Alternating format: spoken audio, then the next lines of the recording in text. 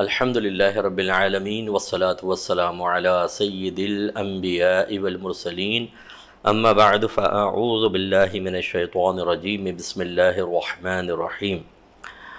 جتنے بھائی بہن ہم اس وقت سماعت فرما رہے ہیں، آپ سب کو السلام علیکم ورحمۃ اللہ وبرکاتہ و مغفرتہ۔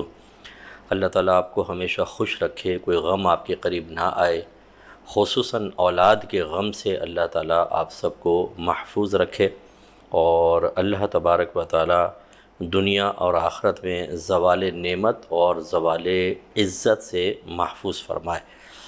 آج انشاءاللہ سورہ صاد کی کچھ آیات کی تلاوت ہوگی انشاءاللہ، اور اس پر ہم درس کریں گے۔ آیت نمبر 35 سے 40 تک انشاءاللہ یہ 5 آیات منتخب کی گئی ہیں، اور اس میں حضرت سلیمان علیہ السلام کی شان اللہ نے بیان فرمائی ہے، اور اس سے متعلق چند باتیں میں ذکر کروں گا۔ اللہ تعالیٰ فرماتا ہے قال، یعنی حضرت سلیمان نے عرض کی، رب اغفر لی، اے اللہ میری مغفرت فرما دے، وہب لی ملکن، اور مجھے ایسی بادشاہت عطا فرما، لا ينبغی لأحد من بعدی، جو نامناسب ہو کسی ایک کے لیے میرے بعد۔ نامناسب ہونے کا مطلب کہ بس مجھے ہی عطا فرما، میرے بعد کسی اور کو نہ دے۔ انک انت الوہاب، بے شک تو بہت عطا فرمانے والا ہے۔ لہٰذا آپ کی دعا مقبول ہوئی، اور اللہ تعالیٰ نے جو آپ کو نعمتیں دیں اس کا ذکر ہوا۔ فسخرنا لہ الریح تجری بامرہ رخاء حیث اصاب، تو مسخر کر دیا ہم نے آپ کے لیے ہوا کو، جو چلتی تھی آپ کے حکم سے نرمی کے ساتھ جس جگہ آپ پہنچتے، یا جس جگہ آپ اسے پہنچنے کا حکم دیتے، جہاں آپ کو جانا ہوتا تو وہ ہوا آپ کو لے جاتی تھی اور آپ کے تابع کر دی تھی۔ آپ حکم فرماتے وہ چلتی، حکم دیتے تو رک جایا کرتی تھی۔ اور مسخر کر دیے ہم نے آپ کے لیے سرکش جن، ہر عمارت بنانے والا اور غوطے لگانے والا، یعنی تمام شیاطین ہم نے آپ کے تابع کر دیے، اور جو غوطے لگاتے تھے، عمارت بناتے تھے۔ وآخرین مقرنین فی الاصفاد، اور دوسرے جنات بھی جن کو زنجیروں میں جکڑ دیا گیا تھا۔ ھذا عطاؤنا، یہ ہماری عطا ہے، فمنن او امسک بغیر حساب، تو اے سلیمان تم اس کے ذریعے دوسروں پر احسان کرو یا دوسروں سے روک دو، بغیر حساب کے، جتنا آپ چاہیں روکیں، جتنا چاہیں کسی کو عطا کریں۔ وَإِنَّ لَهُ عِندَنَا لَزُلْفَىٰ وَحُسْنَ مَآب، اور بے شک سلیمان کے لیے ہمارے پاس ایک مقام قرب ہے، تقرب ہے، اور بہتر انجام ہے۔ تو آپ نے اللہ کی بارگاہ میں پہلے تو اپنی بخشش کے لیے دعا کی۔ ہمارے نزدیک ہمارا مسلمہ عقیدہ ہے کہ انبیاء علیہم السلام معصوم ہوتے ہیں، اور معصوم وہ ذات ہوتی ہے جس میں اللہ گناہ پیدا ہی نہیں ہونے دیتا۔ تو جب ان سے گناہ ہوتے ہی نہیں ہیں تو پھر استغفار کس چیز کا کہ اللہ مجھے میری بخشش فرما دے؟ تو اس کا جواب یہ ہے کہ انبیاء علیہم السلام تعلیم امت کے لیے بعض اوقات افضل امور کو چھوڑ دیا کرتے ہیں۔ جیسے نبی کریم صلی اللہ علیہ وسلم کے بارے میں کئی جگہ پر آیا، آپ نے ارشاد فرمایا کہ میں اگر مسواک کو لگاتار کرتا، یعنی ایک روایت میں فرمایا کہ اگر مجھے اپنی امت پر مشقت کا خوف نہ ہوتا تو میں مسواک کو ان پر فرض کر دیتا، اور اس کی صورت یہ ہوتی کہ آپ لگاتار مسواک کرتے اور تلقین بھی فرماتے، ہم پر واجب ہو جاتی، لیکن ہمارے مشقت کے خوف کی وجہ سے سرکار نے اس کو چھوڑا ہے، اور کئی دفعہ ترک کر دیا، خود جان بوجھ کر بھی ترک کیا، تاکہ تعلیم امت کے لیے کہ لوگ سمجھ جائیں کہ یہ فرض یا واجب نہیں ہے، زیادہ سے زیادہ سنت ہے۔ اور اسی طریقے سے رحمت کونین صلی اللہ علیہ وسلم نے فرمایا کہ اگر مجھے تم پر مشقت کا خوف نہ ہوتا تو میں عشاء کی نماز کو آدھی رات تک مؤخر کرتا، یعنی اتنی دیر میں پڑھتے عشاء، لیکن سرکار نے امت کی مشقت کا خوف کر کے اس وقت کو ترک کیا اور پہلے عشاء پڑھی۔ اسی طرح اور بہت سارے امور میں، تو یہ جو مستحب امور تھے، افضل امور تھے جو تعلیم امت کے لیے ترک کیے گئے، اب یقینی سی بات ان کا چھوڑنا کوئی گناہ تو نہیں تھا، لیکن انبیاء علیہ السلام اس کے بارے میں بھی یہی سوچتے تھے کہ یہ ہم نے افضل کو چونکہ ترک کیا، اس پر بھی اللہ تعالیٰ کی بارگاہ میں استغفار کر لیں، تو وہ اس پر استغفار کرتے تھے۔ تو لہٰذا یہ سمجھ لیجئے کہ جو خلاف اولا امور کا ارتکاب ہوتا تھا وہ اس پر استغفار کرتے تھے، ورنہ ہمارے مسلمہ عقیدہ، مسلمہ کا مطلب جس پر میجورٹی ہے، سب اس کو ہمارے اکابرین تسلیم کرتے آئے ہیں کہ انبیاء علیہ السلام سے گناہ سرزد نہیں ہوتے ہیں، وہ معصوم عن الخطا ہوتے ہیں۔ اور پھر آپ نے دعا کی کہ اللہ تعالیٰ مجھے ایسی سلطنت، ایسی بادشاہت عطا فرما کہ جو اور کسی کے لائق نہ ہو۔ تو اللہ تبارک و تعالیٰ نے آپ کی اس دعا کو قبول بھی فرمایا، لیکن اس زمانے کے اعتبار سے، کیونکہ اللہ تعالیٰ کسی چیز کا پابند نہیں ہے۔ بعض اوقات ایسا ہوتا ہے کہ انبیاء علیہ السلام کسی، جیسے صحابہ کرام ہیں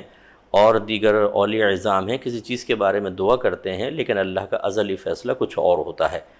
یہ میں اس لیے بات آپ کو عرض کر رہا ہوں کہ ہمارے نبی کریم صلی اللہ علیہ وسلم کو جو کمالات دیے گئے وہ یقیناً تمام نبیوں سے زائد ہیں۔ تو جو آپ کو کمال دیا گیا حضرت سلیمان علیہ السلام کو یقیناً نبی کریم صلی اللہ علیہ وسلم اس سے زیادہ کمالات رکھتے تھے، اور اس سے یہ ثابت ہوا، یہ کیونکہ متفق علیہ مسئلہ ہے یہ بھی، اس کا مطلب یہ ہوا کہ اللہ تعالیٰ نے نبی کریم کو ان جیسی یا ان سے زیادہ سلطنت عطا فرمائی۔ تو اس لیے جیسے ایک روایت بھی ہے کہ نبی کریم صلی اللہ علیہ وسلم فرماتے ہیں، صحابہ سے دو روایتیں لیکن ایک روایت میں عرض کر رہا ہوں کہ میں نماز پڑھ رہا تھا کہ مجھ پر ایک جن نے حملہ کیا، تو میں نے اس کو پکڑ لیا، گردن سے پکڑ لیا۔ فرماتے ہیں اس کی زبان لٹک کر میرے ہاتھ پر آ گئی، تو میں نے اس کے لعاب کی ٹھنڈک کو اپنے ہاتھ پر محسوس کیا، اور پھر میں نے چاہا کہ میں اس جن کو مسجد کے ایک ستون کے ساتھ باندھ دوں تاکہ صبح مدینے کے بچے اس کے ساتھ آ کر کھیلیں، لیکن مجھے اپنے بھائی سلیمان کی دعا یاد آ گئی تو میں نے اس کو چھوڑ دیا۔ اب دیکھیں نا، سلیمان علیہ السلام کی دعا کے تحت اللہ تعالیٰ نے جنات کو مسخر کر دیا، اور یہ نبی کریم صلی اللہ علیہ وسلم کو بھی بلکہ آپ کو زیادہ طاقت دی، لیکن سرکار نے چھوڑ دیا۔ یہ گویا کہ اس سے کام نہیں لیا، اسے مزید کچھ نہیں کیا، تاکہ میرے بھائی سلیمان کی دعا یاد آ گئی، تو اس وجہ سے سرکار نے ان کا گویا کہ ایک مان رکھا کہ اللہ تعالیٰ نے ان کو جو عطا فرمایا میں اس کو ظاہر نہ کروں، ورنہ تو نبی کریم صلی اللہ علیہ وسلم کی متابعت جنات نے بھی کی ہے، کیونکہ صحابی جن بھی ہیں جو نبی کریم پر ایمان لائے اور آپ کی اطاعت کی، لیکن میرے آقا صلی اللہ علیہ وسلم نے ان سے کام باقاعدہ نہیں لیا، کیونکہ سلیمان علیہ السلام نے دعا کی تھی، اگرچہ اللہ تعالیٰ نے آپ کو قدرت عطا فرمائی تھی۔ پھر سرکار فرماتے ہیں، پھر اللہ تعالیٰ فرماتا ہے، اور آپ نے مزید یہ گزارش کی کہ انک انت الوہاب، بے شک تو ہی بہت عطا فرمانے والا ہے، ہبہ کرنے والا، تحفتاً دینے والا، یعنی بغیر عوض کے کچھ عطا کرنے والا۔ وہاب اسے کہتے ہیں جو بہت زیادہ دیتا ہے، یہ ہبہ اسی سے نکلا ہے، یعنی ہبہ سے ہی یہ وہاب ہے، آگے سمجھ لیں۔ تو بے شک اللہ تبارک و تعالیٰ بہت دینے والا ہے، ہم عوام جو ہے اس سے استفادہ نہیں کر پاتے۔ تو بہرحال پہلی چیز تو یہ ایک سمجھنے کی ہے کہ یہ نبی کے ہی لیے مناسب ہیں کہ وہ اس طرح کی دعا کر سکیں کہ اللہ تعالیٰ مجھے ایک چیز عطا فرما کہ میرے بعد کسی کے لیے نہ ہو۔ آپ کو ہمیں یہ دعا نہیں کرنی چاہیے۔ انبیاء علیہ السلام کا اللہ تعالیٰ کی بارگاہ میں معاملہ کچھ اور ہوتا ہے، کیونکہ ان کے الہامات اللہ کی طرف سے ہی ہوتے ہیں اور اسی کے تحت پھر وہ دعا وغیرہ کرتے ہیں۔ ہمارے ایسے نہیں ہوتے ہیں، ہمارے پاس کم علمی بھی ہوتی ہے، اور بعض اوقات ہمارے قلب کے اوپر نفس و شیطان کی دعوت بھی وارد ہو رہی ہوتی ہے، تو یہ ہو سکتا ہے کہ ہم کوئی ایسی دعا کر بیٹھیں جو مشیت الہی کے خلاف ہو، رضا الہی کے خلاف ہو، جو اللہ تعالیٰ نے نعمتوں کی ازل سے ہی تقسیم فرما دی ہے کہ کس کو کتنا ملے گا، اس کے خلاف ہو۔ لہٰذا کوئی یہ دعا نہیں کر سکتا کہ اللہ تعالیٰ جیسا، کوئی بہن جیسا دعا کرے اللہ جیسا شوہر مجھے ملے کسی کو نہ ملے، سب سے اچھا ہونا چاہیے، یہ مناسب نہیں ہوگا۔ اللہ مجھے ایسا کاروبار دے کہ کوئی بھی وہ ویسا کاروبار نہ کر سکے، مجھے اتنی زیادہ دولت دے کہ کسی کو اتنی دولت نہ دے، یہ مناسب نہیں ہوتی یہ دعائیں، کیونکہ ہو سکتا ہے کہ فیصلہ اس کے خلاف ہو، تو آپ ایسی چیز کی دعا مانگ رہے ہیں جو آپ کی قسمت میں نہیں ہے۔ اس لیے اتنی بڑی بڑی دعائیں اور اتنا قیودات لگا کر یہ علماء نے منع کیا ہے کہ ایسی دعائیں نہ مانگی جائیں۔ لہٰذا بعض اوقات ہماری بہنیں اس طرح کی دعائیں مانگ لیتی ہیں اور وہ کوشش کرتی ہیں کہ اللہ تعالیٰ سے دعا مانگ کر میں ایسی چیزیں اپنے لیے لے لوں کہ کسی کے پاس بھی نہ ہوں۔ اس سے پھر یقینی سی بات ہے کہ آدمی کو ایک حاکمیت کا سا احساس ہوتا ہے، دوسروں پر برتری کا احساس ہوتا ہے، اور اس سے نفس ایک تسکین، ایک حز، ایک مزہ حاصل کرتا ہے۔ لیکن ہماری یہ دعا کس کس کے خلاف ہوگی؟ اللہ کی تقسیم کے خلاف ہو سکتی ہے، نامناسب ہو سکتی ہے، یہ علم نہیں سیکھتے، تو اس لیے یہ اس طرح کرنا مناسب نہیں ہوتا۔ اور پھر جو آپ نے عرض کی کہ تو بہت دینے والا ہے، اس پر ضرور غور و تفکر کیجیے آپ بھی۔ ہمیں بار بار غور کرنا چاہیے کہ اللہ تعالیٰ واقعی بہت عطا فرمانے والا ہے۔ اللہ کے علاوہ حقیقتاً تو کوئی بھی نہیں دے سکتا، وہی فاعل حقیقی ہے، تمام خزانے اسی کے دست قدرت میں ہیں۔ لیکن مخلوق میں سے بھی بعض اوقات مجازی طور پر یا وسیلہ اور ذریعہ بن کر ایک دوسرے کو ہم چیزیں دیتے ہیں، لیکن کیا کوئی اللہ کی مثل دے سکتا ہے؟ ہرگز نہیں دے سکتا۔ جتنے انسان کے اندر، جنات میں اور جانوروں میں مختلف صفات اور کمالات ہیں، یہ سب اللہ تبارک و تعالیٰ کے دیے ہوئے ہیں۔ اس طرح ہی نعمتوں کی تقسیم، اعضاء کا صحیح ہونا اور دیگر نعمتیں آپ شمار کرتے چلے جائیں، اتنی نعمتیں اللہ نے ہمیں دی ہیں کہ ہم اس کا حقیقتاً ہم گن نہیں سکتے، اس کی انتہا تک نہیں پہنچ سکتے۔ تو اس کا مطلب ہوا کہ اللہ تعالیٰ کے نہ خزانوں میں کمی ہے، نہ اللہ تعالیٰ معاذ اللہ کوئی بخیل ہے، نہ ظالم ہے، اور نہ اس کو کوئی نعمت ہم سے روک کر فائدہ ہو سکتا ہے۔ وہ تو بہت دینے والا ہے۔ اس کا مطلب اگر کوئی نعمت آپ کے میرے پاس نہیں ہے یا تھی اور اللہ نے چھین لی، تو یہ اللہ کا ظلم نہیں ہے، ناانصافی نہیں ہے، بلکہ یہ اللہ تعالیٰ کی حکمت ہے، اور ہمارے دنیا میں آمد کے مقصد کی تکمیل کے سلسلے میں ایک معاون امر ہے۔ معاون معاملہ کیسے ہے کہ یہ سمجھ لیں آزمائش ہوتی ہے، کبھی اللہ دے کے آزماتا ہے، کبھی چھین کے آزماتا ہے، کبھی روک کے محروم رکھ کر آزماتا ہے، اور کبھی بہت ہی زیادہ ایک دم دعائیں قبول ہوتی ہیں دے دیتا ہے، اور پھر اپنے بندوں کو آزماتا ہے۔ یہ کون صبر کرتا ہے، کون تکبر اور غرور سے بچتا ہے، یہ ہمارا امتحان ہوتا ہے۔ لیکن آپ دیکھیں گے کہ بہت سے، معذرت کے ساتھ یہ لفظ میں استعمال کر رہا ہوں، نو دولتی ہے جس کو کہتے ہیں، کہ ان کے پاس جیسے ہی دولت آتی ہے، پہلے وہ غریب ہوتے ہیں، پھر بچے اچھے منصب پر یا اس کی کوئی چھکا لگ جاتا ہے اور وہ ایک دم مالدار ہو جاتے ہیں، اس کے بعد وہ غریبوں کو دیکھنا بھی پسند نہیں کرتے ہیں، غریب رشتہ داروں سے تعلق توڑ دیتے ہیں، لہجے میں حقارت پیدا ہو جاتی ہے، تکبر پیدا ہوتا ہے۔ ایسا نہیں ہونا چاہیے۔ یہ سب اللہ کا کمال ہے، وہ کبھی دیتا ہے تو اس کا کمال ہے، اور کبھی چھین لیتا ہے، اس کا کمال ہے۔ ہر عروج والے کو اپنے زوال سے ڈرنا چاہیے۔ اللہ تعالیٰ زوال کی طرف بھی لا سکتا ہے۔ یہ پیسہ یا آپ کا حسن و جمال، یہ جسمانی اعضاء کی مضبوطی، یہ ہماری گیدرنگ، یہ ہمارے سرکلز، یہ سب ایک منٹ میں اللہ تعالیٰ چاہے تو ختم کر دے۔ ہمارے اطراف میں جو برے انجام لوگوں کے ہو رہے ہوتے ہیں، ان پر ہمیں نظر رکھنی چاہیے۔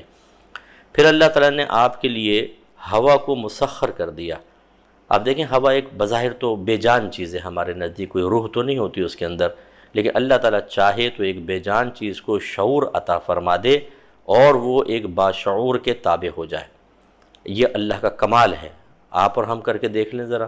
بارشوں کو اپنے تابع کر لیں، مصنوعی بارش کی بات نہیں کر رہا ہوں، قدرتی بارش کو اپنے تابع کر لیں، ہواؤں کو تابع کر لیں، نہیں کر سکتے ہم۔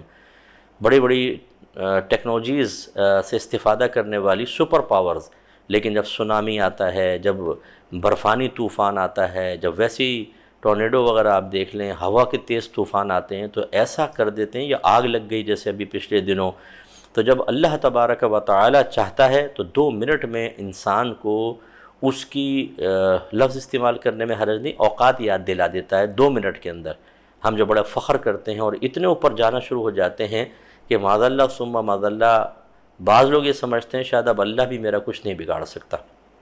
زبان سے نہیں کہتے، لیکن وہی جیسے فرعون، موسیٰ علیہ السلام نے فرعون کو دعوت دی تو اس نے کہا انا ربکم الاعلی، میں تو تمہارا اعلیٰ رب ہوں، بڑا رب ہوں۔ وہ اللہ تعالیٰ کی اطاعت کرنے کے لیے تیار نہ ہوا، اور اس نے سوچا کہ میرا مال و دولت، میرے جو اتنے نوکر چاکر ہیں، اور میری حکومت ہے، اور میری اتنی صحت اچھی اور اتنی طویل عمر، مجھے کچھ نہیں ہو سکتا۔ دیکھیں کتنی ذلت کے ساتھ اللہ تعالیٰ نے اس کو غرق کیا ہے۔ اس لیے جو ہمارے بھائی بہن ہمیں سماعت فرما رہے ہیں، جو بھی خوبی آپ کے پاس ہے، پہلی بات تو وہ اللہ کی ہے، آپ کا میرا کوئی کمال نہیں۔ میں اس پہ کئی دفعہ درس کر چکا ہوں۔ اللہ چاہے تو ابھی مجھے اور آپ کو پاگل کر دے، ایکسیڈنٹ کروائے، دونوں ٹانگیں ٹوٹ جائیں، بستر کے اوپر سب کچھ ہو رہا ہو، وہ چاہے تو فالج ڈال دے، آپ سن رہے ہیں، سمجھ رہے ہیں، نہ ہاتھ ہلا سکتے ہیں، نہ پیر ہلا سکتے ہیں، نہ زبان سے صحیح بول سکتے ہیں، چاہے تو آپ کی بینائی چھین لے، ایک دم آپ کو ہمیں نظر نہ آئے، ہم اندھے ہو جائیں، تو کس چیز کا تکبر ہم کر رہے ہیں؟ تو اللہ کی مار سے، اللہ کی پکڑ سے ڈرنا چاہیے۔ تو یہ نہیں ہے کہ اگر آپ کو اللہ نے کسی اچھے خاندان میں پیدا کر دیا، دولت دے دی، یا پہلے آپ غریب تھے اب اوپر آ گئے، تو اپنی ہم سب چیزیں بھول جائیں اور اس کو اپنا ذاتی کمال سمجھیں اور غیر شرعی حرکات اختیار کریں، یہ خطرناک ہوتا ہے۔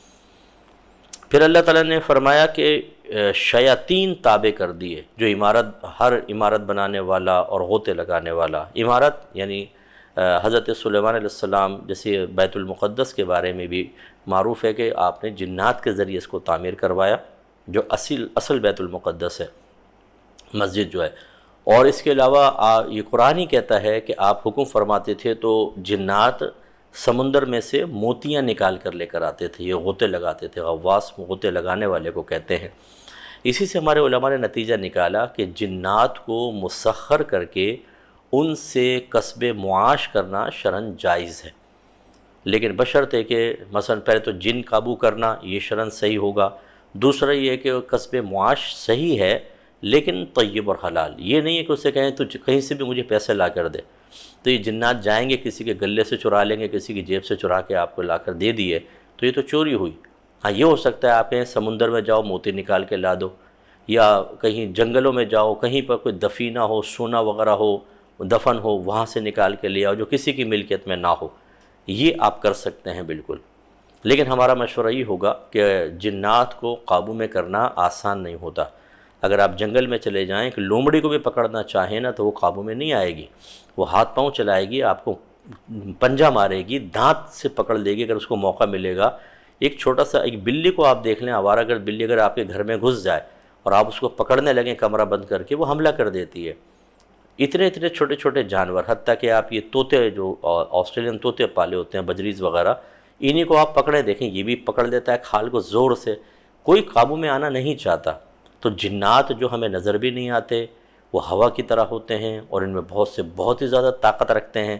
ان کو جب انسان قابو کرنے کی طرف آتا ہے تو ان کو بھی پتہ ہوتا ہے کہ یہ مقید کر لے گا تو پھر ہم سے غلط قسم کے بھی کام لے گا، ہر طرح ہماری تو لائف ختم ہو جائے گی، تو وہ کیسے آپ کے قابو میں آئیں گے؟ تو کتنے لوگ ہم نے دیکھے ہیں جو اس قسم کے کسی بھی عامل سے وظیفے لے کے شروع ہو جاتے ہیں، انہیں پتہ ہی نہیں ہوتا کہ اس کی گہرائیاں کیا ہیں، کیا معاملات ہیں، اور وہ تباہ ہوتا ہے۔ اور معذرت کے ساتھ میں کسی پہ بدگمانی نہیں کر رہا ہوں، لیکن یہ بعض اوقات سوشل میڈیا پہ بیٹھ کر جنوں کے بارے میں ایسا، ہاں میں نے جن دیکھے 25 دن میرے پاس ہیں اور یہ ہے اور وہ ہے، ایسے باتیں بتائیں گے جیسے یہ جنات کے ساتھ رہتے ہیں، ان کے خاندان کے ساتھ ان کی بڑی الیک سلیک ہے، اور ایسی باتیں وہ سامنے والے حیران ہو کہ بھئی ان کو بڑی معلومات ہے جنات کی،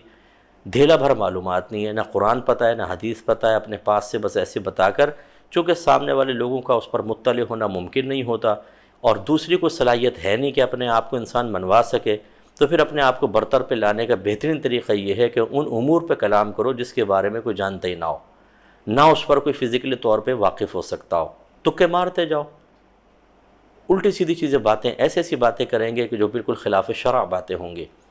تو اس لیے جو حضرات اس طرح کر کے صرف لوگوں کی توجہ حاصل کرنا چاہتے ہیں، لائکس چاہیے، ان کو ویورشپ چاہیے، ان کو فالوورز چاہیے، یہ سب دنیا میں جو جھوٹ آپ کہہ رہے ہیں اس کا حساب بھی آپ کو آخرت میں دینا ہوگا۔ تو میں بہن بھائیوں سے گزارش کرتا ہوں ہرگز اس طرح نہ کریں۔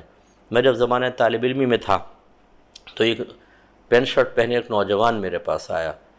تو کہنے لگا کہ مجھے کسی نے بتایا ہے کہ آپ جو ہیں وہ جن قابو میں کروانے کا وظیفہ بتاتے ہیں، اب پتہ نہیں کس نے پیچھے لگا دیا، میں تو ایسا کچھ کرتا نہیں تھا۔ تو بہرحال میں نے اس سے کہا کہ چلو ٹھیک ہے، بہرحال مجھے پتہ ہے بہت سارے وظائف وغیرہ ہوتے ہیں، عملیات ہوتے ہیں جن سے جنات قابو میں آتے ہیں، لیکن وہ انتہائی خطرناک ہے۔ وہ جن میں نے جیسے آپ کو بتایا کہ آپ قابو میں کریں گے، وہ ہاتھ پاؤں چلائے گا اور آپ کو بعض اوقات نقصان پہنچا دے گا۔ تو میں نے پھر ایک بات میرے ذہن میں آئی، میں نے اس کو کہا ٹھیک ہے میں تمہیں بتاتا ہوں، لیکن شرط یہ ہے ایک تو تم داڑھی رکھو، ماشاءاللہ تم بالغ ہو اور داڑھی واجب ہے، داڑھی رکھو، اور دوسرا 40 دن تک 5 نمازیں باجماعت پڑھنا، اگر ایک دن کی بھی نماز نکل گئی دوبارہ گنتی سٹارٹ کرنا، ایک بھی نماز کسی بھی دن کی نکل گئی، جماعت چھٹ گئی، دوبارہ سٹارٹ کرنا، جب یہ 40 دن کمپلیٹ کر لو تو میرے پاس آنا، پھر میں آپ کو اگلا اسٹیپ بتاؤں گا۔ وہ دن آج کا دن ہے، وہ دوبارہ نہیں آیا۔ سمجھانا یہ مقصود تھا کہ ہم لوگ جب اس قسم کی باتیں سنتے ہیں جن میں بڑی اٹریکشن سی محسوس ہوتی ہے، تو ہم کہتے ہیں نماز چھوڑ دو، روزہ نہ کہو، قرآن پڑھنا، حدیث نہیں، بس جن قابو میں آ جائے، یوں اشارہ کریں، بہنیں کہ سوچتی ہیں یوں کروں گی نند اڑ گئی، یوں کروں گی ساس کا دوپٹہ غائب ہو گیا، ساس ایک دم پریشان، اس کے 2-4 تھپڑ لگوا دوں گی۔ ارے بھائی آپ خود تو بچ جائیں پہلے، اور یہ جو آپ شارٹ کٹ چاہ رہے ہیں کہ جن آ جائے گا قابو میں، یہاں سے پیسہ، یہاں سے مٹھائی اور عیش ہو جائیں گے، ایسے عیش حرام سے نہیں ملا کرتے، اور ویسی نہ ہماری روحانی طاقتیں ہوتی ہیں۔ قرآن ہم نہیں پڑھتے، نمازی ہم نہیں ہیں، یہ جب تک روحانی طاقت آپ کی کمپلیٹ نہیں ہوگی تب تک آپ جن پر قابو نہیں پا سکتے۔ تو اب یہ اس طرح کے خواب دیکھنا، اور اگر یہ بتایا جائے بھی پہلے اللہ کی اطاعت کریں، رسول کی اطاعت، قرآن پر عامل ہوں، نماز پڑھیں، اپنی روحانی طاقت کو زیادہ کریں تاکہ شیطان بھی آپ سے دور ہو اور جنات بھی آپ سے ڈرنے لگ جائیں۔ وہ کہتے ہیں اتنا لمبا راستہ ہم سے نہیں ہوگا۔ تو بیٹا جو شارٹ کٹ آپ سوچ رہے ہیں نا وہ بھی کبھی آپ کو حاصل نہیں ہوگا، اس کا انجام یا تو دھوکہ دہی ہوگی کہ عامل آپ کو دھوکے دے کے پیسے لوٹ کے بھاگ جائے گا، اور یا پھر کوئی وظیفہ وغیرہ غلط آپ کر لیں گے، یا جن آپ پہ کوئی گڑبڑ کر دے گا اور ساری زندگی آپ کی تباہ ہوگی، اس لیے ایسا ہرگز نہ کریں۔ پھر فرمایا کہ کچھ دوسرے بھی جو زنجیروں میں جکڑے ہوئے تھے، اس کی تفسیر یہ بیان کی گئی کہ وہ شیاطین تھے جو سرکشی کرتے تھے، تو ان کو بطور سزا حضرت سلیمان علیہ السلام، زنجیروں کا مطلب یہ عام زنجیر نہیں ہے، یقیناً ان کے لیے کوئی ایسی روحانی چیز ہوگی جس سے وہ مقید ہو جاتے تھے، یا تو ان کو واقعی زنجیر میں جگڑا جو روحانی طور پر کوئی چیز تھی، اور یا پھر قید کر دیے جاتے تھے، ان کو سزا دی جاتی تھی، پنشمنٹ یہ ہوتی تھی۔ اور پھر اللہ نے فرمایا کہ یہ ہماری عطا ہے، پس آپ احسان کریں یا روک لیں بغیر حساب کے، یعنی آپ سے کوئی حساب کتاب نہیں ہے، یا یہ مراد ہے جتنا چاہیں آپ دیں، جتنا چاہیں روکیں۔ اس کا مطلب ہے کہ اللہ تبارک و تعالیٰ اپنے نیک بندوں کو نعمتیں دیتا ہے اور ان کو اجازت دیتا ہے آپ آگے احسان کر سکتے ہیں، اور چاہے تو کسی سے احسان روک سکتے ہیں۔ تو انبیاء علیہم السلام کو اللہ نے بہت دیا ہوتا ہے، صحابہ کرام، اہل بیت اطہار، اولیاء عظام، ان کو بہت تصرفات پر اللہ تعالیٰ نے قدرت دی ہوتی ہے، لیکن میں بارہا آپ کو سمجھا چکا ہوں کہ اللہ تعالیٰ نے اپنی مشیت سے بہت سی چیزوں کو روک دیا ہوتا ہے، اور یہ بھی جانتے ہیں کہ ہم ہر چیز میں اگر تصرف کریں گے تو اللہ تبارک و تعالیٰ کے بہت سارے ازلی ایسے فیصلے ہوتے ہیں جو اس نے مخلوق کے لیے، بندوں کے لیے کیے، تو ہمارا یہ تصرف اس کے خلاف جا سکتا ہے، لہٰذا یہ صرف پھر اللہ کی اجازت کے تابع ہوتے ہیں۔ اچھا پھر یہ کوئی سوال کرے، اچھا اگر ایسے ہی ہے کہ کر ہی نہیں سکتے کچھ، صرف اللہ کی اجازت، تو پھر ان کو دیا کیوں؟ تو یہ تو اللہ سے پوچھیں، آپ مجھ سے کیوں پوچھ رہے ہیں؟ اللہ تعالیٰ نے ان کو دیا ہے نا۔ بخاری کی روایت اگر آپ نے سماعت فرمائی ہو کہ اللہ تعالیٰ نبی کریم صلی اللہ علیہ وسلم نے فرمایا کہ اللہ تعالیٰ ارشاد فرماتا ہے کہ میرا بندہ فرائض سے زیادہ کسی چیز سے میرا قرب حاصل نہیں کر سکتا، اور میرا بندہ نوافل سے میرا قرب حاصل کرنے کی کوشش کرتا رہتا ہے، یہاں تک کہ میں اس کے ہاتھ بن جاتا ہوں، آنکھ بن جاتا ہوں جس سے وہ دیکھتا ہے، کان بن جاتا ہوں جس سے وہ سنتا ہے، ہاتھ بن جاتا ہوں جس سے وہ پکڑتا ہے، اور پیر بن جاتا ہوں جس سے وہ چلتا ہے۔ یعنی یہ ایک تعویلی کلام ہے، مراد یہ ہے کہ آنکھ بن جانے کا مطلب معاذ اللہ کا آنکھ کی شکل میں بدل جانا نہیں ہے، بلکہ دیکھنے کی اضافی طاقتیں اللہ عطا فرماتا ہے، ایسے سننے کی، ایسے تصرف کرنے کی، ایسے ہی فاصلے کو تیزی سے طے کرنے کی، یہ کرامات بزرگان دین کی معروف ہیں۔ اور پھر حدیث کے آخری الفاظ یہ ہیں کہ پھر وہ جس چیز سے مجھ سے پناہ طلب کرتا ہے میں اس کو پناہ دیتا ہوں، اور وہ جس چیز کا سوال کرتا ہے میں اس کو عطا کرتا ہوں۔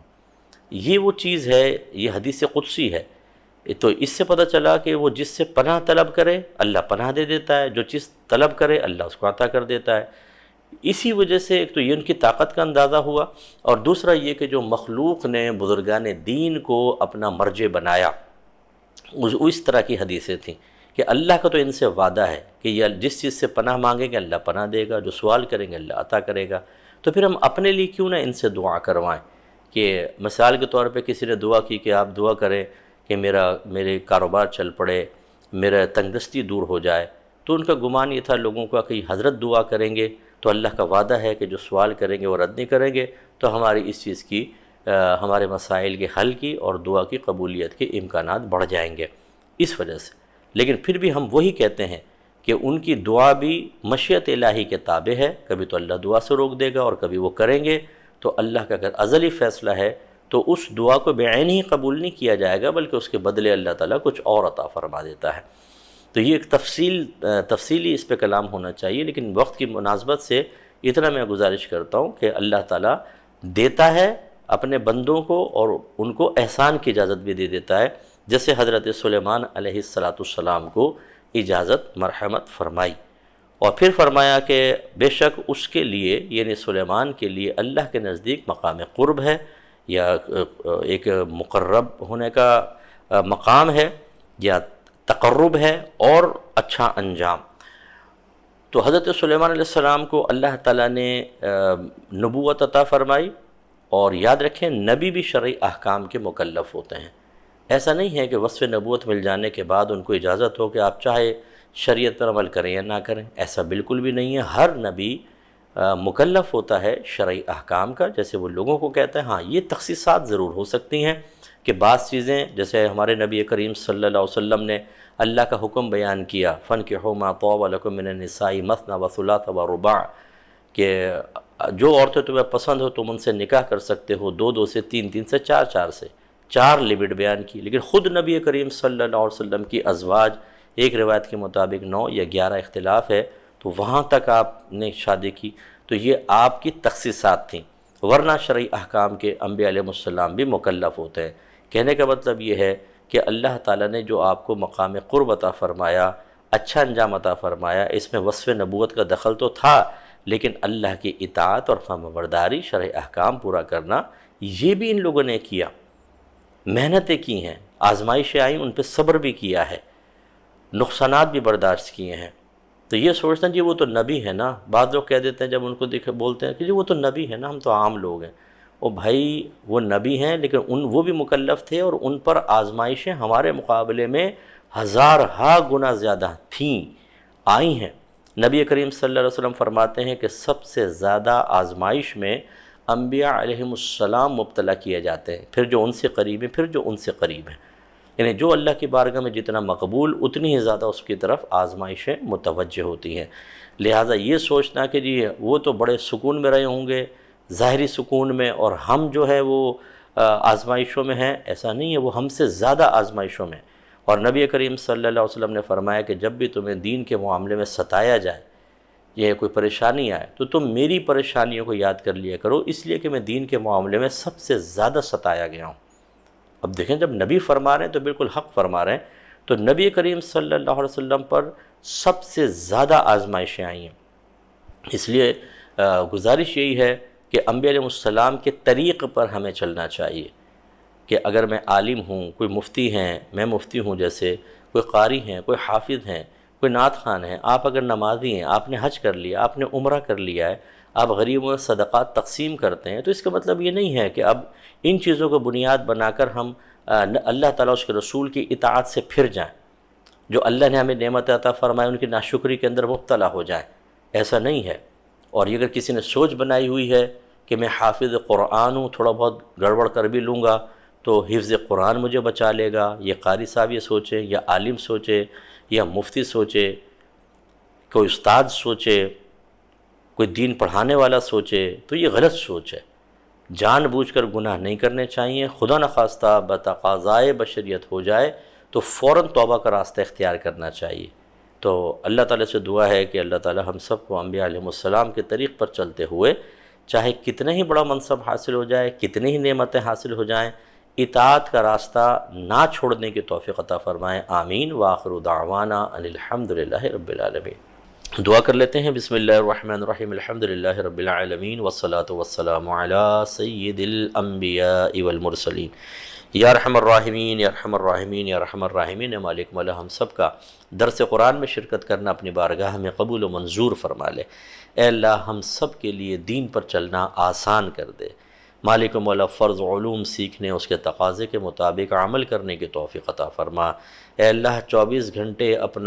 گھنٹے میں جو کچھ کیا اس سلسلے میں اپنا احتساب روزانہ کرنے کی توفیق عطا فرما۔ اے مالک و مولا ہمیں گناہوں سے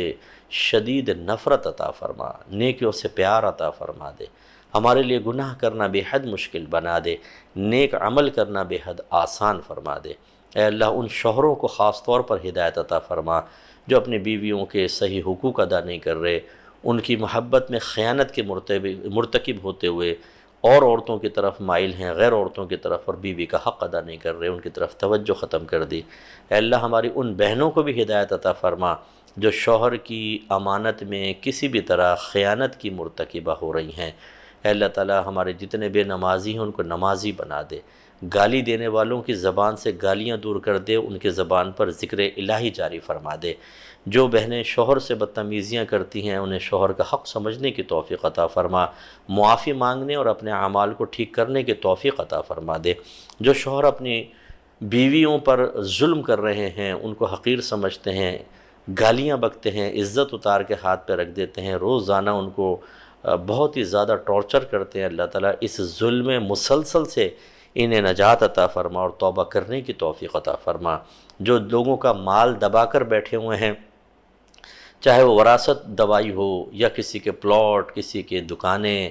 دھوکہ دے کے مال کمایا، اللہ تعالیٰ ان مسلمانوں کو بھی ہدایت عطا فرما، میدان محشر میں مال تو نہیں ہوگا، ان کی نیکیاں دوسرے کے نام اعمال میں ڈالی جائیں گی، اور اگر اس سے حساب پورا نہیں ہوگا تو دوسروں کے گناہ نام اعمال میں ڈال کر ایک طویل عرصے جہنم میں ڈال دیا جائے گا، اور خدا نخواستہ اگر ایمان ہی برباد ہوا پھر ہمیشہ ہمیشہ کے لیے جہنم میں داخلہ نصیب ہوگا۔ اللہ تعالیٰ ان مسلمانوں کو بھی خاص طور پر ہدایت عطا فرما۔ اے اللہ تعالیٰ جو آفیسز میں، فیکٹریز میں کام چوریاں کر کے سیلری پوری لے رہے ہیں، اللہ تعالیٰ ان کو بھی اس حرام روزی سے بچنے کی توفیق عطا فرما، خصوصاً یا رب کریم ہماری ینگ جنریشن پر اپنی رحمت نازل فرما، جو سوشل میڈیا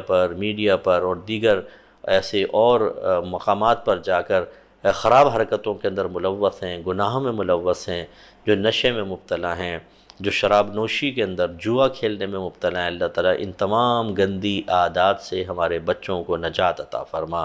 اے پاک پروردگار ہم سب کو موت سے پہلے اپنی آخرت کی تیاری مکمل کر لینے کی توفیق عطا فرما۔ یا رب کریم بہت سارے بھائی بہن پریشان حال ہیں اور یقیناً دل مضطرب ہوں گے، کوئی ڈپریسڈ ہے، کوئی صدمے میں مبتلا ہے، کوئی اسٹریس میں مبتلا ہے، اللہ تعالیٰ اپنے حبیب کے صدقے میں ہر ایک کی مشکلات کو دور فرما دے، تمام صدمے پریشانیاں ختم کر دے۔ یا رب کریم اگر ان مصیبتوں پریشانیوں کے ہمارے قریب رہنے میں تیری مصلحت صحیحہ پوشیدہ ہے تو یا رب کریم ہمیں ہمت اور حوصلہ عطا فرما، صبر کی طاقت عطا فرما، اپنی رضا پر راضی رہنے کی توفیق عطا فرما اور اس پر اجر عظیم عطا فرما دے۔ جتنے بے روزگار ہیں سب کو عزت والا روزگار عطا فرما۔ اے اللہ تعالیٰ جو نوکری پیشہ ہیں ان کی سیلریز بڑھوا دے، پروموشن حاصل ہو جائے، کاروبار کرنے والوں کے کاروبار میں مزید برکت عطا فرما، بے اولادوں کو نیک اور صالح اولاد عطا فرما، جو صاحب اولاد ہیں ان کی اولادوں کو نیک، پرہیزگار، متقی، اپنے والدین کی آنکھوں کی ٹھنڈک اور بہت بڑا ثواب جاریہ بننے کی توفیق عطا فرما۔ اے اللہ تعالیٰ ہمارے بچوں کو تا حیات ہر بد کرداری، بد اخلاقی، بد مذہبیت اور بد مذہبوں کی صحبت سے محفوظ فرما۔ یا رب کریم جن گھروں میں جوان بہنیں بیٹیاں موجود ہیں ان کے اچھے رشتے دلوا دے، ہر بیمار کو شفاء کاملہ عطا فرما، اور جو بیماروں کی تیمارداری پر مقرر ہیں انہیں ہمت اور حوصلے سے ان کی خدمت کرنے کی توفیق عطا فرما۔ یا رب کریم جن پہ قرضے ہیں عزت کے ساتھ ان کے قرضے دور فرما دے، مالک و مولا جو جیلوں میں بے قصور بند ہیں رہائی کی سبیلیں بنا دے، بیجا مقدمات کا سامنا کرنے والوں کو یا رب کریم نجات عطا فرما۔ اے پاک پروردگار ہم سب کو حج بیت اللہ کی سعادتیں نصیب فرما، رمضان میں عمرے کرنے کے توفیق عطا فرما۔ یا رب کریم خاص طور پر میری دعا ہے ان بھائی بہنوں کے لیے جو ہماری الفرقان اسکالرز اکیڈمی سے مالی تعاون کرتے ہیں، جو علماء کی کفالت کر رہے ہیں، طلباء کی کفالت کرتے ہیں، جو دیگر ذرائع سے ہمارے لیے دین کے کام میں آسانی پیدا کرتے ہیں، اللہ تعالیٰ ان سب کی حتمی بخشش و مغفرت فرما دے۔ اے اللہ تعالیٰ انہیں زوال عزت اور زوال نعمت سے محفوظ رکھنا، مرتے وقت ایمان سلامت رکھنا، یا رب کریم ان کی خطاؤں سے درگزر فرما لے، انہیں بھی پوری فیملی کو، گھر والوں کو نیک پرہیزگار متقی بننے کی توفیق عطا فرما، خصوصی رحمت برکت نازل فرما۔ اے اللہ تعالیٰ انہیں میدان محشر میں بھوک پیاس، گرمی، ندامت، پچھتاوے، ذلت و رسوائی سے محفوظ فرمانا، عرش کا سایہ عطا فرمانا، اپنے حبیب کریم صلی اللہ علیہ وسلم کی زیارت و شفاعت سے مشرف فرمانا، پل صراط پر ثابت قدمی عطا فرمانا۔ اے اللہ انہیں بھی ہمیں بھی بلا حساب و کتاب داخل جنت فرما دینا، اور جنت الفردوس میں اپنے حبیب کریم صلی اللہ علیہ وسلم کے قدموں میں جگہ عطا فرمانا۔ یا رب کریم ہماری یہ تمام دعائیں ہر مسلمان بھائی، ہر مسلمان بہن کے حق میں بھی قبول و منظور فرما لے۔ صلی اللہ تعالی علی خیر خلقہ ونور عرشہ سیدنا و مولانا محمد وعلی آلہ وصحبہ اجمعین برحمتک یا ارحم الراحمین.